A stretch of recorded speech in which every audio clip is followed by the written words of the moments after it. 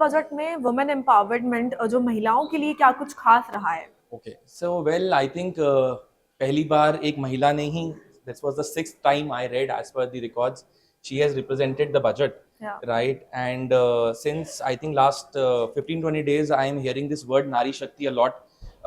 Republic Day के time पे भी we had lot of Nari Shakti के बहुत सारे प्रचार and a lot of things. If you see this time, even from that moment, we could see that women empowerment is happening.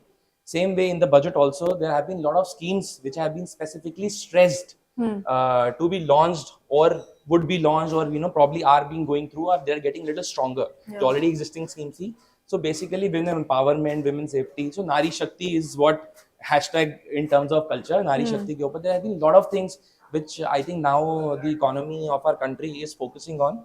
That Nari will be the main, or probably the main contributor to the economy. So lot of schemes. I think it's a long detailed step which would be there. And I think when we'll have a proper budget tabled, then I think the schemes will be unrolled to a better level.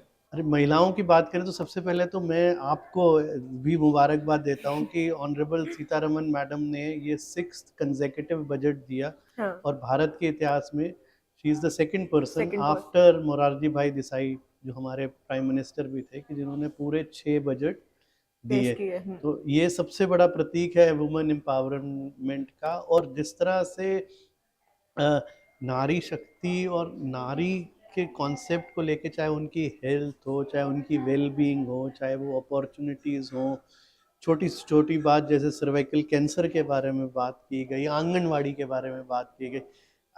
अगर India को prosperous होना है तो women जब तक prosperous नहीं होगी, जब तक वो एक माँ और एक बेटी प्रॉस्परस नहीं होगी, तब तक देश प्रॉस्परस हो ही नहीं सकता। और ये बहुत ज़्यादा जो जेंडर डाइवर्सिटी का जो मुहिम है, चाहे वो आप अपॉइंटमेंट्स में देखें, चाहे आप सिलेक्शंस में देखें, तो ये बहुत एविडेंट है कि एक एक्स्ट्रा एफर्ट किया जा रहा है। तो इसको अप्रिशिएट आप हर तरफ से करें तो वो अच्छा है। मुझे लगता है ये budget full fledged women empowerment centric budget था। जिस तरीके से सरकार ने विमेन पार्टिसिपेशन को लेकर बात करी गई है कि किसी जमाने में ये 33% था और आज हम 57% के आसपास हम बढ़ रहे हैं। तो मेरे ख्याल से विमेन पार्टिसिपेशन डिफरेंट वे में, जहां वो स्किल डेवलपमेंट की बात करी गई है, women participation in the higher education की बात करी गई है, जिस तरीके से सेल्फ हेल्प ग्रुप्स की बात करी गई है, जहां उनको मुद्रा लोन्स प्रोवाइड कर सकते हैं, because self help group basically उसमें विमेन पार्टिसिपेशन को काफी देखा गया है। तो इन तरीके से लोग, सरकार ने ये क्लियर कट कर दिया है, चाहे वो एजुकेशन हो, चाहे वो हेल्थ हो। हेल्थ में भी इन्होंने बात करी गई है कि maternal and child care centric policies के अंदर विमेन की हेल्थ को भी एक काफी एक स्ट्रॉन्ग मापदंड दिया जाएगा।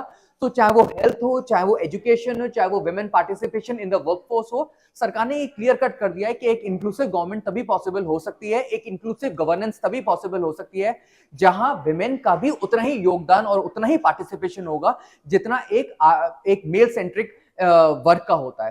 सो ये जिस तरीके से एक साइकिल 2 पहियों पे चलती है, जिसका एक पहिया मेल है और एक पहिया फीमेल है, उसी तरीके से इस इकोनॉमी को चलाने के लिए मेल और फीमेल दोनों का पार्टिसिपेशन उतना ही जरूरी है, अगर हम इस इकोनॉमी को सक्षम, समृद्ध और 2047 में एक डेवलप्ड जोन की तरफ हम मूव करने की बात कर रहे हैं। तो